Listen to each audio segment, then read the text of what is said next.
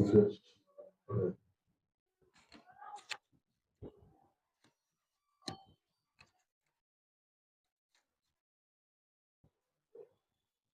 కోసం వచ్చే వారు కొంచెం విశ్వసించారు. దానితో పాటు చిన్న వాక్యాన్ని ఎక్కువ సమయం చెప్పను. ఒక చిన్న వాక్యం దానితో పాటు కలిసి ఒక చిన్న వాక్యాన్ని ధ్యానించుకున్నాం. యోహాను సువార్త 19వ అధ్యాయం 28వ వచనం చదువుతాం.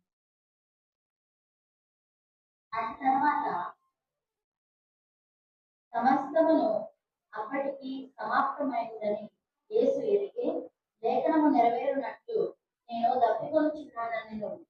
చిరకతో నిండి ఉన్న ఒక పాత్ర అక్కడ పెట్టి ఉండెను గనక వారు ఒక స్పాంజి చిరకతో నింపి హిసోపు ఉడకతో తగిలించి ఆయన నోటికి అందించి, యేసు ఆ చిరక పుచ్చుకొని సమాప్తమైనదని చెప్పి తల వంచి ఆత్మను అప్పగించను. కొత్త విషయం కాదు, మీ అందరికీ తెలిసిన బాగా సుపరిచితమైన వాక్యమే. ఈ వాక్యం ద్వారా దేవుడు ప్రార్థన కోరుతున్నాను. సిలువలో జరిగిన సందర్భాన్ని చూస్తున్నాము. యేసు ప్రభు 2025 సంవత్సరాల క్రితం శరీరాన్ని ధరించుకొని రక్తమాంసాలు కలిగి కన్యక గర్భమున ఈ లోకంలో జన్మించాడని సమస్త మానవ జాతికి సమస్త మనుషులకు తెలుసు. కానీ ఎందుకు శిలువలో మరణించాడన్న సంగతి చాలా మంది గ్రహించలేక ఎరగలేకపోతున్నారు. కొందరు చనిపోయాడని నమ్ముతుంటే కొందరు యేసు శిలువలో చనిపోలేదని వారు చేసేవారు కూడా ఉన్నారు. కానీ మనకి బైబిల్ గ్రంథం స్పష్టంగా చెబుతుంది, యేసు ప్రభు ఇక్కడ చిన్న మాట అంటున్నాడు. శిలువలో భయంకరమైన వేదనలు అనుభవించిన తర్వాత ఆ శిలువలో 9 గంటల నుండి 3 గంటల వరకు యేసు ప్రభు భయంకరమైన వేదన అనుభవించాడు. భూములు, పురుగుతులు, వసరహీనత, భారమైన శిలువ, శరీరం అంతయు గాయాలు, రక్తములు కాలుతూ స్తోత్రములు, ఆకాశానికి భూమికి మధ్యలో వేలాడబడి ఒక భయంకరమైన వేదన అనుభవిస్తున్న అనుభవాన్ని మనం చూస్తున్నాం. ఆకాశానికి భూమికి మధ్యలో 3 మేకుల పైన వేలాడబడి తండ్రికి ప్రార్థిస్తున్నాడు. లామా లామా సబక్త అని ప్రార్థిస్తున్నాడు. నా దేవా నా దేవా నీవెలా నన్ను చేయబడిచితివి అని తండ్రిని వేడుకుంటూ చివరిలో ఒక మాట అంటున్నాడు. ఏమంటున్నాడు చూద్దాం. 30వ వచనం ఒకసారి బైబిల్ ఉన్న వారందరూ చూడండి. యోహాను సువార్త 19వ అధ్యాయం 30వ వచనం. యేసు ఆ చిరక పుచ్చుకొని సమాప్తమైనదని చెప్పి ఇక్కడ వినండి, శ్రద్ధగా నా వైపు చూడండి. ఎవరితో చెప్పారు ఈ మాట? ఎవరు చెప్పారు? అందరూ మాట్లాడారు. ఈ మాట ఎవరు చెప్పారు? యేసు తండ్రికి చెప్పాడు. ఏమని చెప్పాడు? సమాప్తమైనది అని చెప్పాడు. అంటే యేసు తండ్రికి మాట చెప్పడం గల కారణం ఏంటి? సమాప్తమైంది అని చెప్పి తల వంచి ప్రాణం అర్పించడం గల ఉద్దేశం ఏంటి? గమనించాలి అందరూ. ఇక్కడ యేసు తండ్రికి ఏమని చెప్తున్నాడు? తండ్రి సమాప్తమైంది అని చెప్పాడు. అసలు ఎందుకు ఈ మాట చెప్పాలి? ఈ మాట చెప్పి ఎందుకు ప్రాణం విడవాలి? ఈ మాట చెప్పకుండా ప్రాణం విడవకూడదా అంటే యేసు ప్రభు ఈ మాట చెప్పడానికి ఒక కారణం ఉంది. ఏంటి ఆ కారణం అంటే, యేసు క్రీస్తుని పరలోకములో నుండి భూలోకానికి పంపించేటప్పుడు తండ్రి కొన్ని మాటలు చెప్పి పంపించాడు. అందరూ శ్రద్ధగా వినాలి. సృష్టి ఆరంభం నుండి కూడా యేసు క్రీస్తు తండ్రితో ఉన్నవాడు. యేసుక్రీస్తు ఏదో 2025 సంవత్సరాల క్రితం కన్యక గర్భములో పుట్టినవాడు కాదు. ఆయన శరీరధారిగా రక్తమాంసాలు కలిగి 2025 సంవత్సరాల క్రితం వచ్చాడు.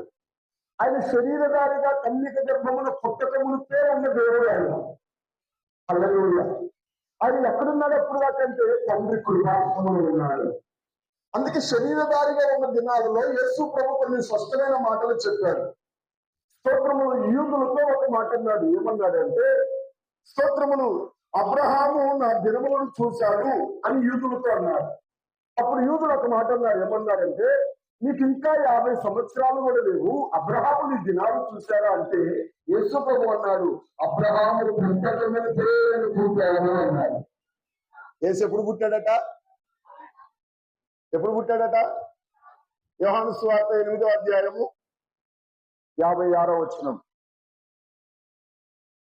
యోహాను సువార్త 8వ అధ్యాయము. మీ తండ్రి అయిన అబ్రహాము నా దినములు చూడునని మిగులు ఆనందించెను, అది చూసి సంతోషించను అనెను. అందుకు యూదులు, నీకు ఇంకనూ 70 సంవత్సరములైన లేవే, నీవు అబ్రహామును చూపించుగా అని ఆయన చెప్పగా, యేసు అబ్రహాము పుట్టక మునిపే నేను ఉన్నానని మీతో నిశ్చయంగా చెప్తున్నానని. చాలు, అబ్రహాము పుట్టక మునిపే నేను ఉన్నా అంటే ఇప్పుడు యేసు ప్రభు ఎప్పుడున్నాడు? 2025 సంవత్సరాల క్రితం వచ్చిన దేవుడా, అబ్రహాము పుట్టక మునిపే ఉన్న దేవుడా? మాట్లాడారు. అబ్రహాము పుట్టక మునుపు ఉన్న దేవుడు.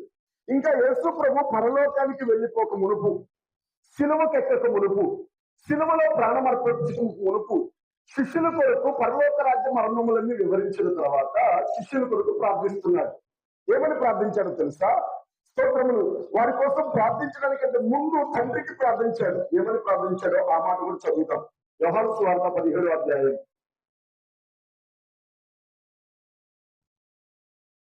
5వ వచనం. తండ్రి, లోకము పుట్టక మునుపు నీ యొద్ద నాకు ఏ మహిమ ఉండేదో ఆ మహిమతో నన్ను ఇప్పుడు నీ యొద్దకు మహిమపరచుకో. లోకము నుండి నీవు నాకు అనుగ్రహించిన మనుషులకు నీ నామమును ప్రత్యక్షపరచుకుని. ఇక్కడ యేసు ప్రభు ప్రార్థన చేస్తున్నాడు తండ్రికి. ఈ 17వ అధ్యాయం అంతా ప్రార్థన. ఏమని ప్రార్థన చేస్తున్నాడు? తండ్రి, లోకము పుట్టక మునుపు నీ యొద్ద నాకు ఏ మహిమ ఉన్నదో ఆ మహిమతో ఇప్పుడు నన్ను నింపు. అంటే ఇప్పుడు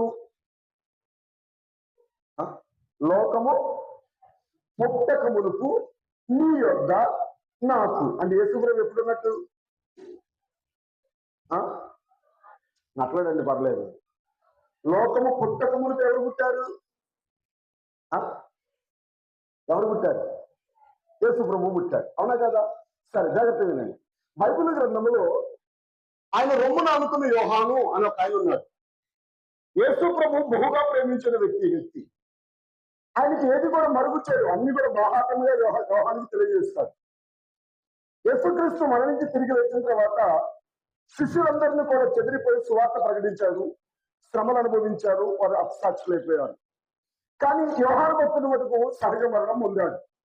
ఆయన మరణించక ముందు పద్మాసు అనే ద్వీపములో ఆయన్ని చెరసాలగా వేశారు. అక్కడ దైవ దర్శనముల చేత స్తోత్రములు మరి జరిగినవి, జరుగుతున్నవి, జరగబోయేవి 3 విషయాలు కలిసి ప్రవచనాత్మకంగా ఒక గ్రంథం రాశాడు. ఆ గ్రంథమే ప్రకటన గ్రంథం. ఈ ప్రకటన గ్రంథంలో యోహాను ఒక దర్శనం చూస్తున్నాడు. అందరూ శ్రద్ధగా వినాలి. దర్శనం చూస్తున్నాడు. ఏంటి అంటే, పరలోకములో ఒక సింహాసనం మీద తండ్రి కూర్చొని ఒక గట్టి ముద్రలు కలిగిన 7 ముద్రలు కలిగిన ఒక గ్రంథాన్ని పట్టుకుని ఉన్నాడట. ఆ గ్రంథం ఇప్పుడుకు పరలోకం అందే గాని, భూమి అందే గాని, భూమి కింద నేల అందే గాని ఎవరికి శక్తి లేదట. అది చూస్తున్నప్పుడు యోహాను భక్తుడు ఎలుగెత్తి ఏడుస్తున్నాడు. ఏంటి, భూమిలో కదని పరలోకం గాని భూమి కింద గాని ఎవరికి అధికారం లేదా? ఆ ముద్ర గ్రంథం ఏంటంటే విమోచన గ్రంథం. జగత్తయ్య వినండి. ఆ 7 ముద్రల గ్రంథం ఏంటంటే దాన్ని విమోచన గ్రంథం అంటారు. ఆ ముద్రలు విప్పబడితేనే భూలోకంలో ఉన్న సమస్త మానవుడికి విమోచన జరుగుతుంది. ఆ ముద్రలు విప్పబడితేనే సమస్త ప్రజలకు పాపక్షమాపణ జరుగుతుంది. ఆ ముద్రలు విప్పగానే మనుషుల మీద ఉన్న మరణాధికారం తొలగిపోతారు. ఆ ముద్రలు విప్పితేనే ప్రజలకు రక్షణ జరుగుతుంది. ఆ ముద్రలు విప్పితేనే ఒక వ్యక్తి భూలోకంలో నుండి పరలోకానికి వెళ్ళడానికి హక్కుదారులు అవుతారు. అయితే ఇప్పుడు ఒక వ్యక్తి భూలోకం నుండి పరలోకానికి వెళ్ళాలన్నా, ఒక వ్యక్తి పాపము నుండి విమోచించబడాలన్నా, మరణము నుండి ఆ వ్యక్తి బయటపడాలన్నా, శాపము నుండి ఆ వ్యక్తి రక్షించబడాలి అన్నా ఈ ముద్రలను విప్పుటకు ఒక వ్యక్తి కావాలి. అయితే ఎవరున్నారా అని వెతుకుతున్నప్పుడు పరలోకంలో కానీ భూలోకంలో కానీ భూమి కింద ఎవరూ దొరకలేదంటే యోహానికి. కనబడినప్పుడు బహుగా నేను ఏడ్చుచుంటిని అన్నప్పుడు అక్కడ కొంతమంది పెద్దలు ఉన్నారు. పెద్దలలో ఒక ఆయన చెప్తున్నారు, ఏమని అంటున్నారో తెలుసా? ఈ అరవకము అని చెప్పాడట. ఏడకము అని చెప్పి ఏమని చెప్పాడో తెలుసా? ఆ ముద్రలు విప్పుటకు ఒక యోగ్యుడిని నేను చూశాను అని చెప్తున్నాడు. కావాలని చదవండి తొందరగా. ప్రకటన గ్రంథం 5వ అధ్యాయం మొదలు వచ్చిందండి. ప్రకటన గ్రంథం 5వ అధ్యాయం మొదలు వచ్చింది. మరియు లోపటను వెలుపటను రాత కలిగి 7 ముద్రలు గట్టిగా వేసి ఉన్న ఒక గ్రంథము సింహాసనము నందు ఆసీనుడైనట్టు వాణ్ణి కుడి చేత చూసింది. మరియు దాని ముద్రలు తీసి ఆ గ్రంథము విప్పుటకు యోగ్యుడైన వాడెవడని బలిష్ఠుడైన యొక్క దేవదూత బిగ్గరగా ప్రచురింపగా చూచితిని. అయితే పరలోకమందు గాని భూమి మీద గాని భూమి క్రింద గాని ఆ గ్రంథము విప్పుటకైనను చూచుటకైనను ఎవరికి శక్తి లేకపోయిను. ఆ గ్రంథము విప్పుటకైనను చూచుటకైనను యోగ్యుడెవడును కనబడినందున నేను బహుగా ఏడ్చుచుండగా ఆ పెద్దలలో ఒకడు ఏడవకము, ఇదిగో దావీదుకు చిగురైన యూదా గోత్రపు సింహము 7 ముద్రలను తీసి ఆ గ్రంథమును విప్పుటకై జయము పొందినని నాతో చెప్పాను. ఆమేన్, హల్లెలూయా. ఆయన పెద్ద ఒక దేవుడు, ఒక వ్యక్తి చెప్తున్నాడు, ఎడవకు యోహాను. ఆ 7 ముద్రలు ఇప్పుడుకు నాకు ఒక ఆయన కనపడ్డాడు. ఆయన ఎవరు అంటే దావీదుకు వేరు, దావీదుకు చిగురు అని పుటములో ఉంటది అక్కడ. స్తోత్రములు. యోధా గోత్రపు సింహము అని ఉంటుంది, 6వ వచనములో రాయబడి ఉంటుంది, ఆయన వధించబడిన దేవుని ప్రభువులారా. ఈ యోధా గోత్రపు సింహము వేరు చిగురు, దావీదుకు వేరు చిగురు. స్తోత్రం. దావీదుకు వేరు అనగా దావీదుకు దేవుడు, దావీదుకు మరి స్తోత్రం, దావీదుకు చిగురు అనగా దావీదు గర్భంలో పుట్టినవాడు. అంటే ఆ వేరు ఏమో పరిపక్వాన్ని చూపిస్తుంటే చిగురు ఏమో మానవత్వాన్ని చూపిస్తుంది. దీనికి స్తోత్రం కలుగుగాక. అయితే యోగాత్మక సింహము వధించబడిన దేవుని గొర్రెపిల్ల అంటే పరలోకములో ఒక దర్శనమును చూస్తున్నాడు యోహాను. ఆ దర్శనం ఏంటంటే 7 ముద్రలను విప్పి ఒక ఆయన కనపడ్డాడు. ఆ వ్యక్తి ఎవరో కాదు, ప్రజల విమోచకుడైన ప్రభువు యేసు క్రీస్తు.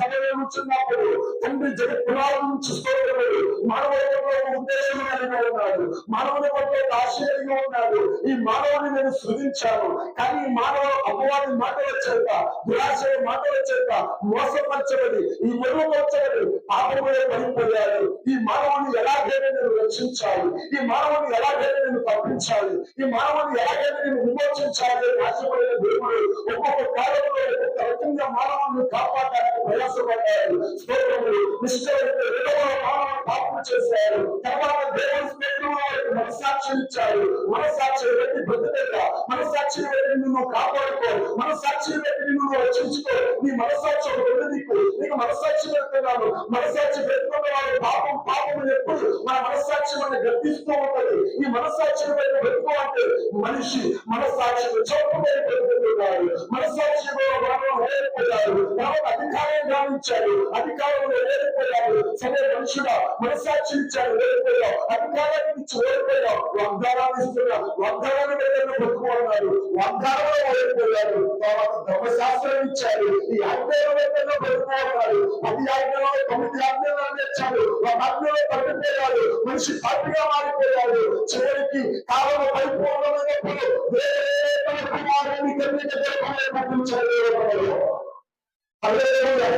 అంటే శ్రద్ధ మాటలు ఏమిటున్నాడు?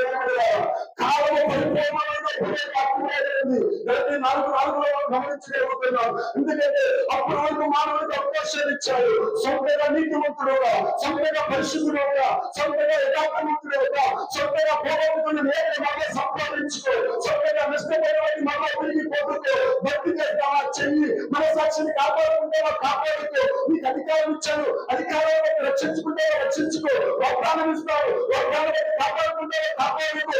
ఆజ్ఞలు ఇస్తావు, ఆజ్ఞలు నడుము అని దేవుడు మనిషికి అవకాశం ఇచ్చాడు. కానీ మనిషి అన్నిటిలో ఓడిపోయాడు. మనిషికి అన్ని శక్తి ఉందండి, అన్ని కలుగుల శక్తి ఉంది, కానీ పాపాన్ని చేసే శక్తి మనిషికి లేదు. పాపంలో విడుదల పొందే శక్తి మానవుడికి లేదు, మరణంలో విడుదల పొందే శక్తి మానవుడికి లేదు, తనను రక్షించుకునే శక్తి మానవుడికి లేదు. అందుకే సమస్త కాలంలో చేసిన దేవుడు ఈ మనిషిని ఇలా వచ్చి పెడితే పూర్తిగా నశిస్తారని ఎరిగిన తండ్రి, నా వెనుక ఎవరు పోతారా, ఈ ముఖం ఎవరు నింపుతారా, ఈ ప్రజలను ఎవరు రక్షిస్తారా, ఈ ప్రజలను నా టికెట్ ఎవరు చేరుస్తారా, మరణమని శాపమని పాపమని పొందకమని ఎవరు కాపాడుతారా, ఈ లోకానికి వెళ్ళి వారు ఎవరు కాపాడుతారా అన్నప్పుడు తండ్రి కులభాషలో కూర్చొని భయపడకండి, తండ్రిలో పంపించు, నేను ఆ వారి నిమిత్తం చెల్లిస్తా. హల్లెలూయా, హల్లెలూయా. అందుకే వాక్యం చెప్పండి, ఎప్పుడు నాకు శరీరం అమర్చుకుని రాబడింది. మన పుస్తకంలో ఎప్పుడు పత్రిక 2:14 వచనంలో రాబడింది, ఆ పిల్లల రక్త మాంసంగా ఆయనలో ఆయన కూడా రక్త మాంసంలో ప్రాణిగా వేస్తున్నాయని రాయబడింది. రాయబడింది దేవుడు మనుష్యుడిగా పుట్టి అని రాయబడింది. హల్లెలూయా, హల్లెలూయా. యేసుక్రీస్తు 2025 సంవత్సరాల క్రితము కన్యక గర్భమున రక్త మాంసాలు కలిగి మాంసదేహములో శరీర భారీగా మన మధ్యకు ఎందుకు దిగి వచ్చాడో తెలుసా? దేవుడు ఆత్మయున్న దేవుడు శరీరం ధరించుకున్న మానవుడికి పాప విమోచన కలుగు చేయాలి అంటే వాక్యం చెప్తుంది, మరణ శాసనం రాసిన వాడే మరణిస్తే తప్ప మరణం తొలగిపోదు. ఇంకా వాక్యం చెప్తుంది, అభివృద్ధిలో పాపము నిమిత్తము పరిశుద్ధమైన రక్తము చిందించకుండా పాపము పోదు. అయితే మనుషుల యొక్క మరణము పోవాలి అంటే మరణ శాసనం రాసిన వాడికి రావాలి. పాపం పోవాలంటే మనుషులు ఎక్కువ చెల్లించాలి. దేవుడు ఆత్మ, దేవుడు రక్తము లేదు కనుక ఆయన రక్తంలో పాలన వేసుకోవాల్సి వచ్చింది. హల్లెలూయా, హల్లెలూయా. అందరూ శ్రద్ధ ఇంకా గమనిస్తే దేవుని వినయాలి, ఆయన స్తోత్రములు తండ్రి కృపాక్షుడు కూర్చున్నాడు కనుక మరణ శాస్త్రం రాసింది ఆయన ఏదైనా ఆయన అక్కడ ఉన్నంత వరకు భూలోకంలో ఉన్న మరణ శాస్త్రం కోర్టులు వరకు. అయితే ఆ మరణ శాస్త్రం కోర్టులు రాలి అంటే ఆయనే వచ్చి మరణించాలి. హల్లెలూయా. దేవుడికి మరణం ఉందా? అందరూ మాట్లాడాలి. దేవుడికి మరణం ఉందా? మరణించేవాడు దేవుడు అవుతాడా? మరణించేవాడు దేవుడు అవుతాడా? దేవుడికి మరణము లేదు, మరణించే వ్యక్తి దేవుడు కాదు. అయితే మరణము ద్వారా జయించాడు దేవుడు, మరణము ద్వారా జయించాడు దేవుడు. అందుకే నా మాటలు ఇంటర్ దేవుడు తండ్రి దగ్గర ఆజ్ఞ పొందుకున్నాడు.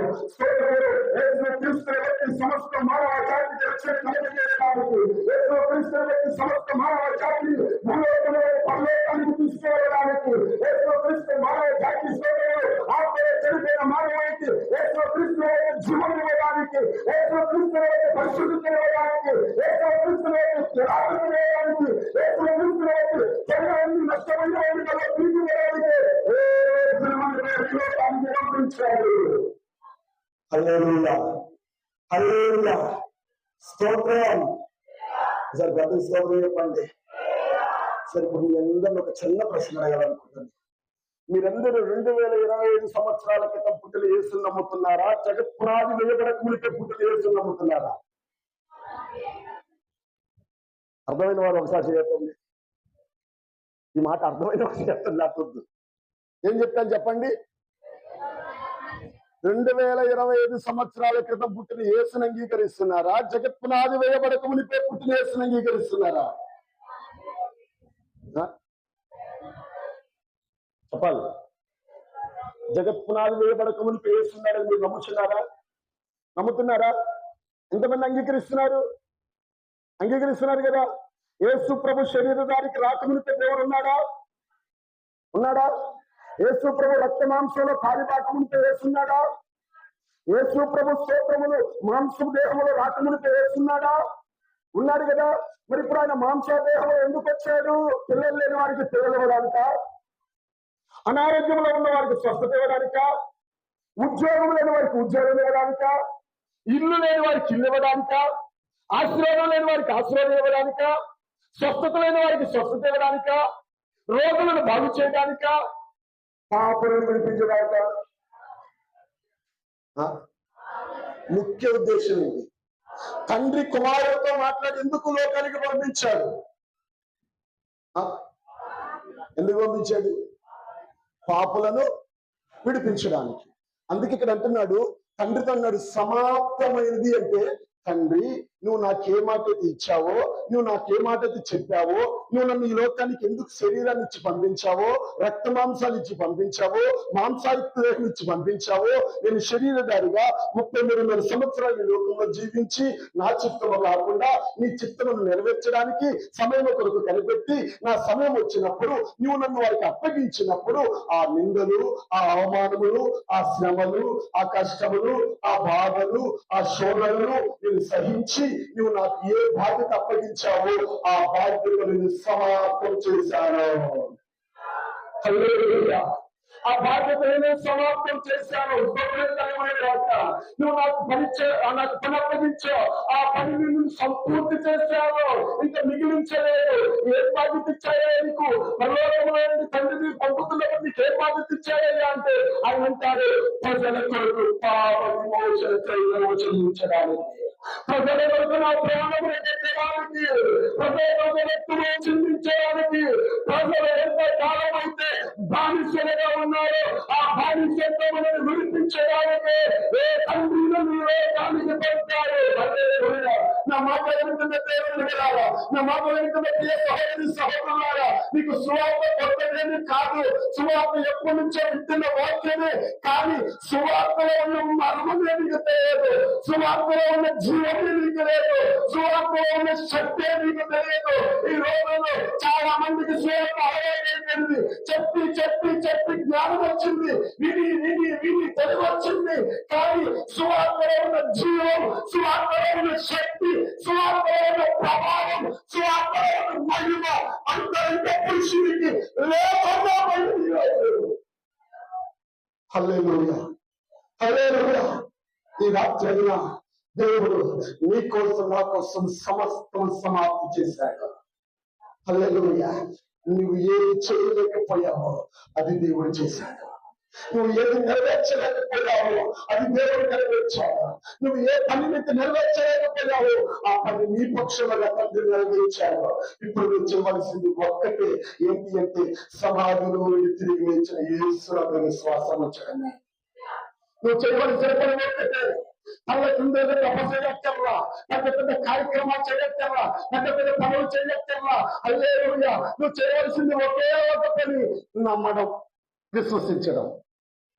హల్లెలూయా. ఇప్పుడు నేను మిమ్మల్ని అందరూ నాకు ప్రశ్న అడిగి ముగిస్తా, ఇంకెక్కువ సమయం మిమ్మల్ని విసిగించను. హల్లెలూయా. చెయ్యడం కష్టమా, విశ్వసించడం కష్టమా? అందరూ మాట్లాడాలి. చెయ్యడం కష్టమా, విశ్వసించడం కష్టమా? విశ్వసించడం అంటే ఏంటి? నమ్మడమే, అంతే కదా. ఊరకి నిజం చూడడం, అంతేనా? ఊరకి నిజం చూడడం, నా వల్ల కాదని ఒప్పుకోవడం, అంతేనా? అదృశ్యమైన ఉన్నవని నమ్మడం. చేయడం అంటే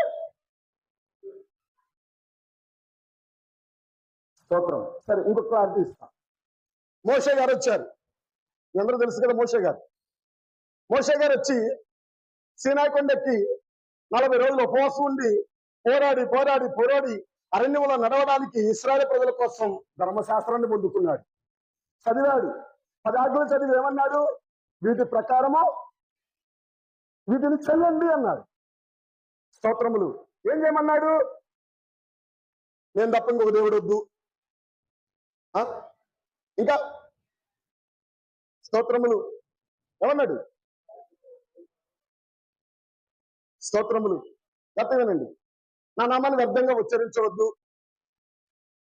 స్తోత్రములు. ఆకాశం అందే కానీ భూమి అందే కానీ భూమి కింద నీళ్ళ అందే కానీ ఏ రూపాన్ని మీరు చేసుకోవద్దు. విశ్రాంతి దినాన్ని పరిశుద్ధంగా పాటించండి. తల్లిదండ్రులను సన్మానించండి. నరహత్య చేయొద్దు, వ్యభిచరించొద్దు, దొంగతనం చేయొద్దు, అబద్ధ సాక్ష్యం పలకొద్దు, నీ పొరుగు వారిది ఏది ఆశించొద్దు. ఇది చెయ్యండి, ఇది చెయ్యండి, ఇది చెయ్యండి అని చెప్పారు. స్తోత్రములు. ఇప్పుడు నేను మీ అందరినీ పిలిచి ఇదంతా శుభ్రం చేయండి, మీరు చేస్తారు లేదా? చేస్తారు లేదా? లేకపోతే స్తోత్రములు ఈ గుంటూరంతా ఒక రౌండ్ వేసినండి అంటే మీరు వేస్తారా లేదా? లేకపోతే మిమ్మల్ని అందరినీ పిలిచి స్తోత్రములు ఒక పస్క పండుగని గట్టిగా ఆచరిద్దాం రండి అంటే మీరు ఆచరిస్తారా, ఆచరిద్దురా? Praise the lord. మరలా నేను పిలిచి ఏమి చేయొద్దు, ఊరక నిలబడండి. వెనకాల శత్రువులు పెట్టి, ముందు శత్రువులు పెట్టి, మధ్యలో నిన్ను ఇరుకాటం పెట్టేసి నిల్చోండి అంటే మీరు ఏమంటారు? వెనకాల శత్రువులు పెట్టి, ముందు శత్రువులు పెట్టి, మధ్యలో ఖడ్గం నీ నెత్తిని గొంతుకారు పెట్టేసి ఓరికి నిల్చొని చూడండి దేవుడు కాపాడుతాడని చెప్పా. వెనకాల కత్తి పెట్టాడు, ముందు గొంతు దగ్గర కత్తి పెట్టాడు. నేను అంటున్నా, వాక్యం ప్రకటిస్తున్నా, వచ్చి ఏమని ప్రకటిస్తున్నా? దేవుని యందు నమ్మకం ఉంచండి. దేవుని నమ్మిన వారిని దేవుడు ఎప్పుడు అపాయంలో పడవేయడు. మిమ్మల్ని అందరినీ కాపాడుతారు. శత్రువుకి మిమ్మల్ని అప్పగించడు. ఒక పక్క 10,000 మంది పడినా, ఒక పక్క 1000 మంది పడినా మీకు అపాయం రాదు అని చెప్పా. ఇది నమ్మిన వారి స్తోత్రం చెప్పండి. కృషిలో కూర్చున్న వారి స్తోత్రం చెప్పండి. నా మాట అర్థం కాలే మీకు? అర్థం కాల? చెయ్యడం ఈజీయా, నమ్మడం ఈజీయా? మళ్ళీ అడుగుతున్నా, చేయడం ఈజీయా, నమ్మడం ఈజీయా? చేయడం ఈజీ, నమ్మడం ఈజీ కదా. సరే, ధర్మశాస్త్రం చేయమని చెప్తుంది, కొత్త నిబంధన నమ్మమని చెప్తుంది. చెప్పండి, ఇప్పుడు మీరు చేసేవారా, నమ్మేవాళ్ళ?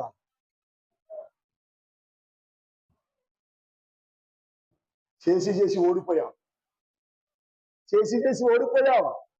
అబద్ధం ఆడొద్దు అని చదువుతున్నారు. ధర్మశాస్త్రం మందిరంలోకి వెళ్ళినప్పుడల్లా మోసే ధర్మశాస్త్రం పలకల మీద ఉందట. ధర్మశాస్త్రం చదువుతున్నప్పుడల్లా హృదయంలో ముసుకేసుకున్నారట. ముసుకేసుకొని అబద్ధం ఆడొద్దు అందుకే ఒక ఆయన అంటున్నాడు, నాకు నిత్య జీవం కావాలి కానీ స్తోత్రం నేను చిన్నప్పటి నుంచే ఇవన్నీ చేస్తున్నాను అంటున్నాడు ఒక ఆయన. నిత్య జీవం అయితే కావాలి కానీ అదైతే చిన్నప్పటి నుంచే చేస్తున్నాడంట. ఏంటి అది? అబద్ధం ఆడొద్దని చెప్పాడు కదా, ఆడకుండా అంటే ఆయన అంటున్నాడు, నేను చిన్నప్పటి నుంచే చేస్తున్నానయ్యా అంటున్నాడు. స్తోత్రం కలుగును గాక.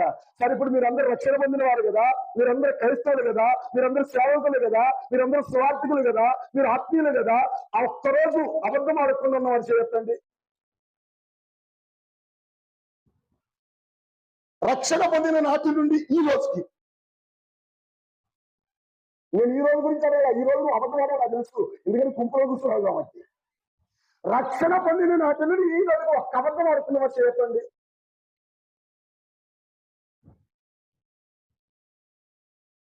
కదా, అబద్ధానికి జనుకుడు ఎవరు? పిల్లలు చెప్తారు కదా సండే స్కూల్లో. సండే స్కూల్లో చెప్తారు, అబద్ధం ఆడితే అబద్ధానికి జనుకుడు ఎవరు? ఇప్పుడు మీ తండ్రి ఎవరు? మీకు ఎవరిని తెలవండి. మీరు అబద్ధం ఆడని వారు చేయొద్దండి. మళ్ళీ సార్ ఏంటండి దిక్కుమొక్కేసుకుని ఆకలి చూపుతారు? అబద్ధం ఆడని వారు చేయొద్దండి. లేరా? అది మీ తండ్రి ఎవరు? హల్లెలూయా. ధర్మశాస్త్రం అబద్ధం ఆడొద్దు అంటుంది, కానీ కొత్త నిబంధన అబద్ధం ఆడొద్దు అని కాదు, అబద్ధ విషయంలో చనిపో అని చెప్తుంది. హల్లెలూయా. బ్రతికిన వాడు ఆడకుండా ఉండడానికి ప్రయత్నిస్తాడు, చనిపోయిన వాడికి అబద్ధం జోలికే వెళ్ళకుండా ఉంటాడు. స్తోత్రం కలుగును గాక. అబద్ధం జోలికే వెళ్ళడు. సాతాను వెళ్తాడు. సాతాను గారికి ఎవరికి కావాలో తెలుసా? స్తోత్రములు కలుగును గాక. చచ్చిపోయిన సాతానికి అవసరం, బతికినోళ్ళే కావాలి సాతాను గారికి. స్తోత్రములు జాతీయులండి. బాప్తిజం అంటే అర్థం ఏంటో తెలుసా? యేసు మరణంలో పాల్గొనడమే, తీసుకెళ్లి సమాధి చేయడమే బాప్తిజం అన కదా. ఇక్కడ చాలా మందిని సమాధి చేసేసాం, చాలా మందిని సమాధి చేసాం. కానీ సమాధి అయితే చేశాం, కానీ మళ్ళీ బతికొచ్చాడు, అట్టొచ్చాడు. కానీ హల్లెలూయా, మళ్ళీ బతికొచ్చేసాడు, అట్లా వచ్చేసాడు. స్తోత్రం కలుగును గాక. అందుకే స్తోత్రం కలుగును గాక. ప్రాచీన స్వభావం అనేది మామూలు కాదండి. నా మాటలు వింటున్న దేవుని బిడ్డలారా, చేయడం చాలా ఈజీ అండి, నమ్మడమే చాలా కష్టం.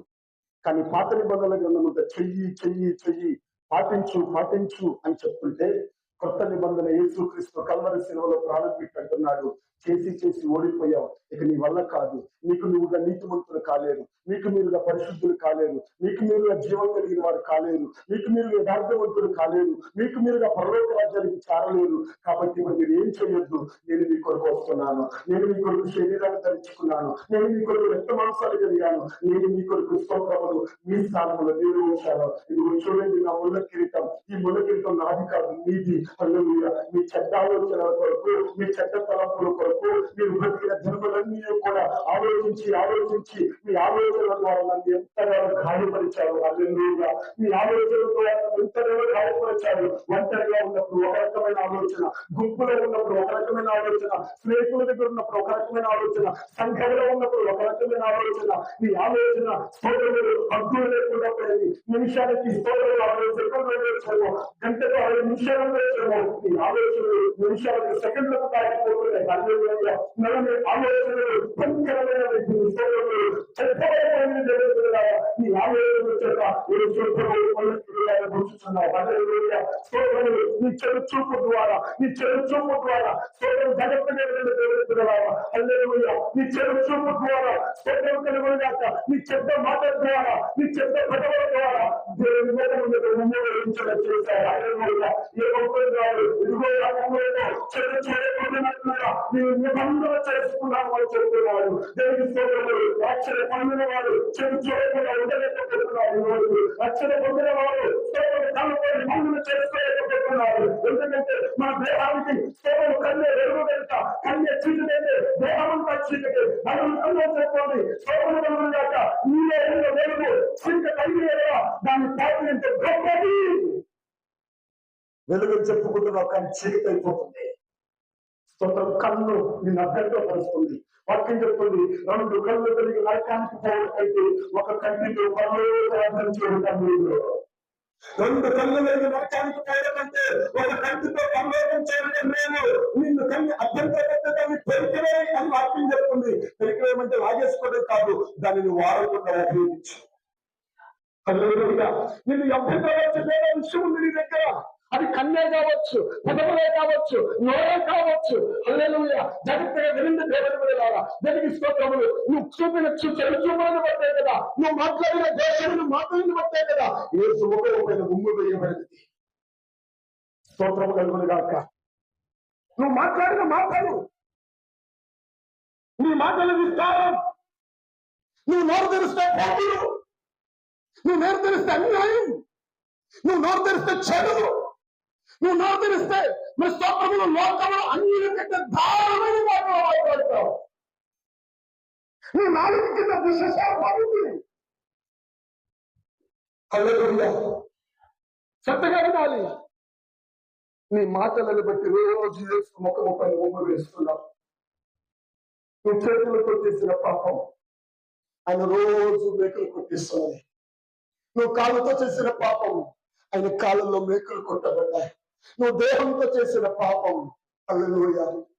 స్తోత్రం కలుగునుగాక. క్షమించండి, కొద్దిగా ఓపెన్గా చెప్తున్నా. స్తోత్రం కలుగునుగాక. ఈ రోజుల్లో స్తోత్రము ప్రపంచాన్ని ఏలుబడి చేస్తుంది వ్యభిచారపు శక్తి. ప్రపంచాన్ని ఏలుబడి చేస్తుంది 2 శక్తి. ఒకటి ధనము, 2 వ్యభిచారం. ఈ 2 సమస్త మానవ జాతిని తీసుకోకూడదు. ఈ 2 సమస్త మానవ జాతి వెళ్ళిపోతున్నారు. ఒకటి పాపానికైనా వెళ్ళిపోయి, వ్యభిచారానికైనా వెళ్ళిపోతున్నారు, 2 ధనానికైనా వెళ్ళిపోతున్నారు. ఈ రోజుల్లో చూడండి, వాయావాసం లేదండి, వాయావాసం లేదండి. క్రైస్తవ సంఘాలు వాయావాసం లేకుండా పోతుంది. పాపం అంటే బయటవేసిన క్రైస్తవులే పాపానికి వేలెట్టేస్తున్నారు. హల్లెలూయా. పాపము చేసిన వారిని పాపం పట్టుకుంటుంది. వాటికి తెలుసు. వ్యభిచారం చేయడం తెలుసు. వ్యభిచారం తెలుసు. భర్త ఉండి ఇంకొక భర్త కలిగి ఉంటే వ్యభిచారి. భార్య ఉండి ఇంకొక భార్య కలిగి ఉంటే వ్యభిచారి. వ్యభిచారంలో భయాలు లేదు. హల్లెలూయా. హల్లెలూయా. ఆలోచించు. ప్రభు తెలియక ముందు తప్పు చేసామంటే ఓకే. ప్రభు తెలిసిన తర్వాత కూడా మనసు నదుపు చేసుకోలేక, కోరికలను అదుపు చేసుకోలేక, ఆశలను అదుపు చేసుకోలేక, శరీర క్రియలను అదుపు చేసుకోలేక స్వప్నములు తప్పిపోతున్న దేవుని బిడ్డ చెప్పక మూలములకు ఆత్మను నువ్వు తిరస్కరిస్తున్నావు. యేసు రక్తాన్ని కాళ్ళతో తక్కుచున్నావు. హల్లెలూయా. మరలా ఆయన భాగాలు కూర్చున్నావు.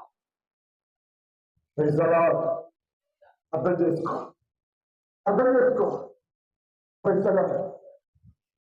ఈరోజు నీ చెడ్డ చూపులతో ఆయన గాయాలు పడుతున్నా, ఉమ్ములు వేస్తున్నా. నేను అందుకే ఉదయకాలం చెప్పాను, స్తోత్రం కలుగును కాక. ఉమ్ము వేయి వారికి తన ముఖం దాచుకోలే, పెరుకు వారికి తన వెలుగుతో దాచుకోలే, కొట్టు వారికి తన వీపును దాచుకోలే. హల్లెలూయా. గుర్తు వారికి తన వీపును దాచుకోలే. దేవుడు మన కొరకు ఆయన అన్ని సమస్తమును అప్పగించాడు. హల్లెలూయా. హల్లెలూయా. దౌర్జన్యము నుండి కూడా వాడైపోయాడు. ఎందుకో తెలుసా? స్తోత్రములు మనల్ని రక్షించాలని. మనం నశించిన దేవుడి ఇష్టం కాదు, మనం నరకానికి వెళ్ళిన దేవుడి ఇష్టం కాదు. దేవుడి బిడ్డలారా, మీరు ఎంత స్థితిలో ఉన్నా, మీరు ఎంత భయంకరమైన పరిస్థితిలో ఉన్నా, దేవుడు నిన్ను ప్రేమిస్తున్నాడు. హల్లెలూయా. పాపులను రక్షించడానికి ఆయన లోకానికి దిగి వచ్చాడు. హల్లెలూయా. పాపులు విమోచకుడు లోకానికి దిగి వచ్చాడు. పాపుల రక్షకుడు లోకానికి దిగి వచ్చాడు. దేవుడు ఇంకా నువ్వు ఆయుషిస్తున్నాడు. ఎందుకు తెలుసా? ఇంకా సుఖం అనుభవిస్తామని కాదు, ఇంకా సంతోషం అనుభవిస్తామని కాదు, రోజులను సంవత్సరాలు దినాలు పొడిగిస్తున్నావు తెలుసా? ఇంకా నువ్వు ఆయన కలుగుతావేమోనని, ఇంకా ఆయన తౌడుదారి కలుగుకుంటావేమోనని, ఆయన వైపు తిరుగుతావేమోనని, ఇంకా దేవుడు అనుగ్రహం నీ వైపు చూపిస్తున్నాడు. హల్లెలూయా. ఇంకా దేవుడు అనుగ్రహం నీ వైపు చూపిస్తున్నాడు. స్తోత్రం కలుగును గాక. ఒక చిన్న సంగతి చెప్పి నేను ముగించాలని ఆశపడుతున్నాను. నాకు తెలిసిన ఒక సహోదరి ఉంది. స్తోత్రం కలుగును గాక. మంచి ఆత్మీయురాలి, మంచి ఉద్యమం కలిగిన స్త్రీ, దేవుడైతే మంచి ప్రేమ కలిగిన స్త్రీ, దేవుడైతే మంచి ఇష్టం కలిగిన స్త్రీ, దేవుడైతే స్తోత్రము మంచి ఆసక్తి కలిగిన స్త్రీ. ఆమెను చూసి నేను కూడా చాలా స్తోత్రములు యవనస్తురాలు కదా, ఎవరి కాలంలో దేవుని కోసం ఎంతో బతుకుతుంది, ఎవరి కాలంలో స్వార్థ మాటలు చెప్తుంది, అనేక ప్రజలు దేవుని నడిపిస్తుంది. నిజంగా ఆమె సాక్ష్యాలు విన్నప్పుడు, ఆ మాటలు చూసినప్పుడు మాకు కూడా చాలా మంచిగా అనిపించింది. స్తోత్రములు. ఆమెతో పాటు మేము కూడా ప్రార్థన చేశాం, ఆమెతో పాటు స్తోత్రం ఉపవాసం పాల్గొంటాం. కానీ కొన్ని దినాలు అయిపోయిన తర్వాత, రోజులు గడుస్తున్న కొద్ది, సంవత్సరాలు గడుస్తున్న కొద్ది, కుటుంబ పరిస్థితులు బట్టి, ఇంట్లో పరిస్థితులు బట్టి ఒక మెడికల్ షాప్ లో అనగా స్తోత్రం ఒక క్లినిక్ లో జాయిన్ అయ్యింది. ఆ క్లినిక్ లో ఎలా జాయిన్ అయిపోయింది? 2-3 నెలలు బాగానే ఉంది. 2-3 నెలలు గడిచిన తర్వాత ఒక వ్యక్తితో సహవాసం ఏర్పడింది, ఒక వ్యక్తితో పరిచయం ఏర్పడింది. పరిచయం ఏర్పడిన తర్వాత ఆ వ్యక్తితో క్లోజ్ గా ఉండడం మొదలు పెట్టేసింది. మాటల చేత ఆకర్షించాడు, లాభపు కోరికల చేత ఆకర్షించాడు. మొత్తానికి మాటల పడింది, ప్రేమ కింద మారింది, ప్రేమ పడింది ఆకర్షణగా మారిపోయింది, ఆకర్షణ పడింది శరీర కలయిక కింద మారిపోయింది. చివరికి ఇద్దరు ఏకమైపోయారు. ఒక యవనస్తురాలు యొక్క సాక్షి ఇది. ఇద్దరు ఏకమైపోయారు. తర్వాత తెలిసి ఒక మాట అడిగాం, ఇది తప్పు కదా. ఒకప్పుడు ఎంతో పరిశుద్ధమైన మాటలు చెప్పాం, నీతి జరిగిన మాటలు చెప్పాం, ఇది తప్పు కదా అంటే అడిగిన ప్రశ్న ఏంటో తెలుసా? ధర్మశాస్త్రంలో పాపం చేసిన వారిని నమ్మకం ఎమ్మని దేవుని అగ్ని వచ్చి శిక్షించినది కదా, పాపం చేసిన వారిని ఎమ్మని దేవుని కోపం వచ్చి శిక్షించినది కదా, అప్పటికప్పుడు మరణించిందే కదా. ఇప్పుడు నేను తప్పు చేసి రాగునేది నాకు ఏ మంచి రాలేదు, నేను మంచిగానే బతుకుతున్నాను అంటే దేవుడు నన్ను ఏమి చేయను. అప్పుడు నేను అనిపించిన మాట, ఇది కృపాయుగమా, ఇప్పుడు నీకేమి రాదు, ఒకరోజు నీకు మరణం వస్తుంది. ఆ మరణం తర్వాత నువ్వు చేసిన ప్రతి పాపానికి దేవుడికి లెక్క చెప్పాలి, నువ్వు చేసిన ప్రతి తప్పుకు దేవుడికి లెక్క చెప్పాలి. ఇంకా దేవుడిని బతికినంత కాలం దేవుడు ఆయుషిస్తాడు, దేవుడు కష్టపడి కరుణ ఇస్తాడు, దేవుడు కటాక్షం చూపిస్తాడు, దేవుడి శాంతం చూపిస్తాడు. చూసి ఒకేసారి దెబ్బలు దెబ్బలు పడితే మళ్ళా కోరుకోలేవు, మరణిస్తే మళ్ళా బ్రతకలేవు. ఒక్కసారి ఆలోచించు, దేవుని కృపను, దేవుని దయను తిరస్కరించకు. ఇప్పటికైనా మారుమనసుకోకపోతే ఆమె తిరీకరించి వెళ్ళిపోయింది. ఈ రోజు చాలా మందికి కరుణ, దయ, ప్రేమ సులువైపోయింది. దేవుడు నన్ను ఏం చేయటం లేదులే, దేవుడు చూసి చూడట్లో ఉంటున్నాడు అనుకుంటున్నావా? దేవుడు ఏం చేయాలనుకుంటున్నావా? దేవుడు నీ పేరు మీద ప్రతి లెక్క రాస్తున్నాడు, నీ పేరు మీద ఒక గ్రంథాన్ని రాస్తున్నాడు. ప్రతి దానికి నువ్వు న్యాయపీఠం నిలబడినప్పుడు ప్రతి దానికి లెక్క చెప్పే రోజు రాబోతుంది. నేనైనా భావించే, నేనైనా విని మీరైనా ప్రతి దానికి దేవుని న్యాయపీఠము మీదట లెక్క చెప్పే రోజు రాబోతుంది. ఆ రోజు రాకపోతే ఈ రోజు మారవలసి హల్లెలూయా.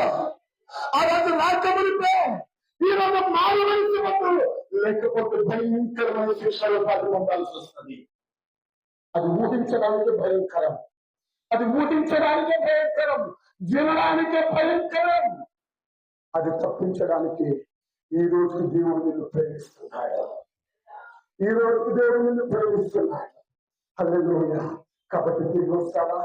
నీ కోసం నా కోసం ఎలా చెల్లించాడు, చేయవలసిన త్యాగమంతా ఆయన చేశాడు. ఇప్పుడు మనం చేయవలసిన ఒకటే, మన పాపాలను ఒప్పుకోవడం, మన దోషాలను ఒప్పుకోవడం, మన తిక్కబాలను ఒప్పుకోవడం, మన తప్పులను ఒప్పుకోవడం, మన పరిపాలనను ఒప్పుకోవడం, వాటిని నోటితో ఒప్పుకోవడమే. హల్లెలూయా, హల్లెలూయా. భూలోకములో మనం ఏడుస్తుంటే, భూలోకములో మన పాపాలను ఏడుస్తుంటే, భూలోకములో మన దోషాలను ఏడుస్తుంటే, పరలోకంలో ఉన్న దేవదూతలు తొంగి చూసి ఆనందిస్తున్నాయంట. దేవదూతలు అనుకుంటున్నాయంట, మనకింత సంతోషం లేదు, మనకింత ఆనందం లేదు, మనకింత యోగ్యత లేదు, మనకింత గొప్పతనం లేదని అవి స్తోత్రం చూసి ఆనందిస్తున్నాయంట. నిజంగా దేవుని బిడ్డలారా, నువ్వు మట్టి మానవుడు, నీలో లోపాలు ఉన్నాయి, నీలో బలహీనతలు ఉన్నాయి, నువ్వు స్తోత్రము దేవుడికి పనికిరాని గడ్డిపోవు ఆవిరి వంటి వ్యక్తిని. కానీ దేవుడు అక్కడికి యోగ్యత దేవుడికి ఇచ్చాడు, యోగ్యత ఆవిరికి ఇచ్చాడు. దాకా దేవుడు పరిశుద్ధులు పరిశుద్ధులు పరిశుద్ధులు మాత్రమే దేవుడు స్థుతించగలుగుతాయి. కానీ నువ్వు స్థుతించేటప్పుడే హల్లెలూయా స్తోత్రం కలిగిన దాక విమోచకుని స్థుతిస్తున్నప్పుడు, ప్రాణం పెట్టి తిరిగి లేచే దేవుని స్థుతిస్తున్నప్పుడు, సర్వశక్తిగా దేవుని స్థుతిస్తున్నప్పుడు, హల్లెలూయా సమాధిలో తిరిగి లేచిన దేవుని స్థుతిస్తున్నప్పుడు, అయ్యో నేను ఎంతో కాలం అనుసరించలేదు, నేను ఇలాంటి ఆరాధన చేయలేకపోతున్నానని అది మనము చూడలేక. హల్లెలూయా, హల్లెలూయా. ఈ రాత్రి ఒకే ఒక మాట చెప్తున్నా, మనం చేయవలసిన శిక్షలంతయు దోషములన్నిటినీ దేవుడు సమాప్తం చేశాడు. హల్లెలూయా. తండ్రి అంటున్నాడు, నేను సమాప్తం చేశాను. క్రైస్తలాడు. కాబట్టి ఇప్పుడు మనం చేయవలసింది ఒకటి, నమ్మిక ఉంచుదాం ప్రభువు, నమ్మకం ఉంచుదాం ప్రభువు. దేవుడు నన్ను కాపాడుతాడు, దేవుడు నన్ను రక్షిస్తాడు, దేవుడు నన్ను రక్షిస్తాడు, దేవుడు నన్ను విమోచిస్తాడు, దేవుడు నాకు జీవనం ఇస్తాడు, దేవుడు నాకు సహాయం చేస్తాడని నమ్మిక ఉంచిన వారు మాత్రమే ప్రార్థించుదురుగాక. హల్లెలూయా, హల్లెలూయా. ఈ రాత్రి స్తోత్రం కలుగునుగాక. ఎవరైనా ఉన్నారో నమ్మిక ఉంచడానికి, ఎవరైనా ఉన్నారో నమ్మిక ఉంచడానికి రెండు మోకరించండి, ప్రార్థన చేసుకున్నాం ప్రభు సన్నిధిలో. స్తోత్రం కలుగునుగాక. హల్లెలూయా. మన కొరకు యేసు ప్రభు కల్వరి శిలువలో సమస్తమును సమాప్తి చేశాడు. మనం చేయవలసిన త్యాగం ఆయన చేశాడు. మన కొరకు ఆయన బలియాగంగా మారిపోయాడు, చూడగలగా మారిపోయాడు, వ్యసనాక్రాంతునిగా మారిపోయాడు, బాధను అనుభవించేవాడుగా మారిపోయాడు, రోగములను అనుభవించేవాడుగా మారిపోయాడు. నీ కొరకు నా కొరకు గాయపరచబడ్డాడు, నిందించబడ్డాడు, అవమానపరచబడ్డాడు, ఏమి చేయబడ్డాడు, దూషించబడ్డాడు. హల్లెలూయా. ఈ యొక్క రాత్రికాల సమయంలో నా మాటలు వింటున్న ప్రియ దేవుని బిడ్డలారా, ఇప్పుడు చేయవలసింది ఏంటో కాదు, యేసు నా కొరకు చనిపోయారని మాత్రం నమ్ము, యేసు నా కొరకు చనిపోయారని మాత్రం నమ్ము. నీ పాపములకు రక్తం చిందించాడు, నీ దోషములకు నలగబెట్టబడ్డాడు, నీ అతిక్రమములకు నలగబెట్టబడ్డాడు. ఈ మాటలు నమ్మిన వేళలకు రక్షణ దొరుకుతుంది, ఈ మాట నమ్మిన వేళలకు మానవంశం దొరుకుతుంది, ఈ మాటలు నమ్మిన వేళ మరణములను జీవములను దాటిపోతాం. హల్లెలూయా. నీ మరణానికి కారణం కలిగిపోతాడు, నీ శాపం కలిగిపోలేదు. హల్లెలూయా. స్తోత్రం కలుగునుగాక. హల్లెలూయా. నువ్వు చేయలేని త్యాగమతాన్ని చేశాడు, నువ్వు అర్పించలేని అర్పణాన్ని అర్పించాడు, నువ్వు భయపడేదాన్ని భయంతో మారిపోయాడు. హల్లెలూయా. స్తోత్రములు. నీ స్థానములు నా స్థానము నమ్మరించాడు. హల్లెలూయా. ఈ యొక్క స్తోత్రములు రాత్రికాల సమయములో ఎవరు ఒప్పుకుంటారు యేసుని, ఎవరు ఒప్పుకుంటారు యేసుని. శిలువలో మరణించిన యేసుని ఎవరు హృదయంలో అంగీకరిస్తారు, శిలువలో ప్రాణం పెట్టి తిరిగి లేచిన యేసుని ఎవరు హృదయంలో విశ్వసిస్తారు. హల్లెలూయా. అందరూ దేవండి, అందరూ దేవండి. స్తోత్రం కలుగునుగాక. ఈ శిలువలో మరణించి తిరిగి లేచిన యేసు ఎవరికైనా కావాలా, ఈ శిలువలో మరణించి తిరిగి లేచిన యేసు ఎవరికైనా కావాలా, నీ కొరకు బలియాగంగా మారిన యేసుని కొరకు కావాలా, నరకమంది నాశనం తప్పించే యేసుని కావాలా, హల్లెలూయా రక్షించే యేసుని కావాలా. కావాలంటే నువ్వు స్తోత్రములో కూర్చున్న స్థలంలో లేచి నిలబడు. హల్లెలూయా. నీ కొరకు ప్రార్థిస్తాం, నీ కొరకు ప్రార్థిస్తాం. ఈ రాత్రి స్తోత్రములు కలుగునుగాక. ఈ యేసు ఎవరికైనా కావాలి అంటే నువ్వు కూర్చున్న స్థలంలో లేచి నిలబడు. హల్లెలూయా. తీర్మానం తీసుకో, తీర్మానం తీసుకో. నీకోసం ఆయన సమస్తం సమాప్తం చేశాడు, నీకోసం సమస్తాన్ని సమాప్తం చేశాడు. లోకేవు లోకేవు లోకేసి ప్రార్థించు, లోకేసి ప్రార్థించు. నా కోసం వేచించే దేవుడా, నా కొరకు పరిహారంగా దేవుడా, నా కొరకు పరిహార శిలువలో నేను వేయబడిన దేవుడా. అయ్యా నాకు రావాల్సిన మున్నెక్కలు కాదు నువ్వు వహించావు, నాకు రావాల్సిన ముక్కులను నువ్వు వహించావు, నాకు రావాల్సిన పరిముక్తులను నువ్వు వహించావు, నాకు రావాల్సిన శిక్షను నువ్వు సహించావు, నా స్థానంలో నువ్వు నన్ను నిలబెట్టు, నన్ను ముట్టుకున్నాడు, నీతిమంతుడిగా చేసుకున్నావు.